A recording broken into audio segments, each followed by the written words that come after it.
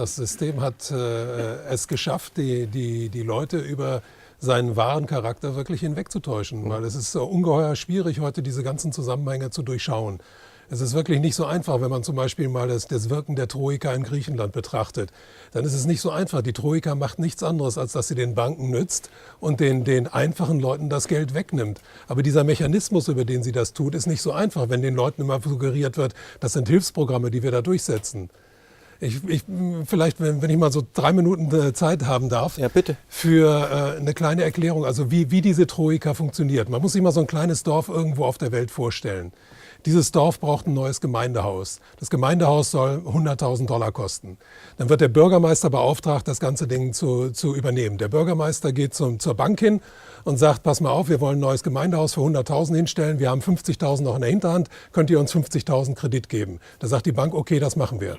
So, jetzt geht der Bürgermeister zu einem Bauunternehmer und sagt zu dem Bauunternehmer, pass mal auf, wir beide regeln das, aber wir stecken erstmal 25.000 jeder für uns beide ein.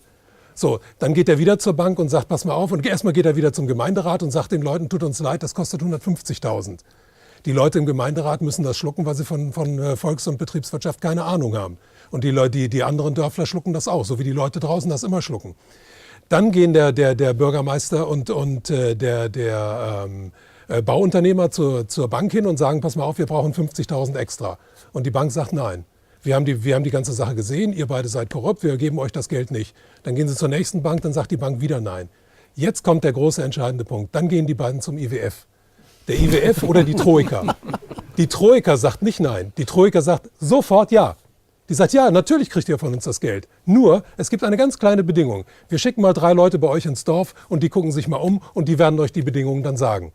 Gut, die Troika schickt dann diese 3 Leute ins Dorf und die 3 Leute gucken sich um und die gehen dann zum Bürgermeister und zum Bauunternehmer und sagen, pass mal auf.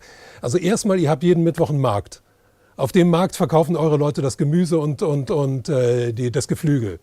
Einer von diesen Ständen ist von jetzt an reserviert für einen amerikanischen Großkonzern, der Nahrungsmittel und Tiere herstellt. So, das ist die erste Bedingung. Die zweite Bedingung ist dann, passt mal auf, ihr habt da so eine kleine Sparkasse bei euch im Ort. So eine ganz kleine Filiale. Da ist einer, der verleiht das Geld, der passt auf das Geld, das die Leute auf dem Sparkonto haben, auf. Daneben darf jetzt Goldman Sachs eine kleine Filiale eröffnen. Gut, Goldman Sachs eröffnet die Filiale. Und das Dritte ist dann noch, dass die Leute von der Troika sagen, pass mal auf, bei euch mitten im Dorf steht ein Brunnen. Dieser Brunnen wird von jetzt an privatisiert. So, das sind die 3 Bedingungen. Was die jetzt machen als nächstes von der Troika oder vom IWF, die sagen, pass mal auf, jetzt schreibt ihr einen Letter of Intent, in dem ihr uns diese 3 Sachen anbietet, damit wir nachher nicht vor der Öffentlichkeit darstellen als unangenehme Typen. Dann schreiben der Bürgermeister, der korrupte Bürgermeister und der korrupte Bauunternehmer, schreiben einen Letter of Intent und bieten an einen Marktplatz, einen Brunnen und eine Filiale für Goldman Sachs. So, was passiert jetzt? Die Filiale von Goldman Sachs wird eröffnet, macht super Konditionen für die Leute. Nach 3 Monaten ist die Sparkassenfiliale pleite. So, das Finanzsystem dieses kleinen Dorfes ist jetzt Goldman Sachs überlassen. Das nächste ist, was passiert mit dem Markt. Mit dem Markt, ja genau. Auf dem Markt ist dann der amerikanische Großkonzern, der liefert dann Hähnchenflügel für 1/10 des Preises, zu dem die Bauern am Ort das herstellen können. Die Bauern am Ort gehen alle pleite.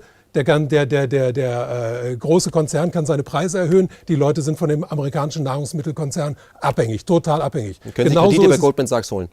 Ganz genau. Aber so ist es in Afrika passiert. Afrika war Selbstversorger. Alle Länder in Afrika haben sich selbst mit Gemüse und Geflügel versorgt und sind zurzeit alle 100% abhängig von Nahrungsmittel- und Geflügelimporten und auch von Fischimporten. Das Dritte ist, die Leute wachen 4 Monate später oder 4 Wochen später auf, wollen morgens zu dem Brunnen gehen, aus dem sie immer ihr Wasser geschöpft haben und sehen plötzlich, der Brunnen ist abgedeckt.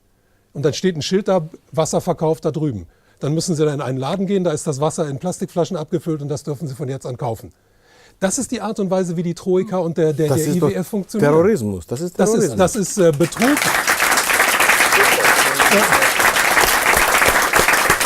Das sind die wahren Terroristen. Ganz genau. Und dann kommen Leute anschließend wie Herr Schäuble und sagen, das war ein Hilfsprogramm. Das nenne ich neoliberalen Faschismus. Ja.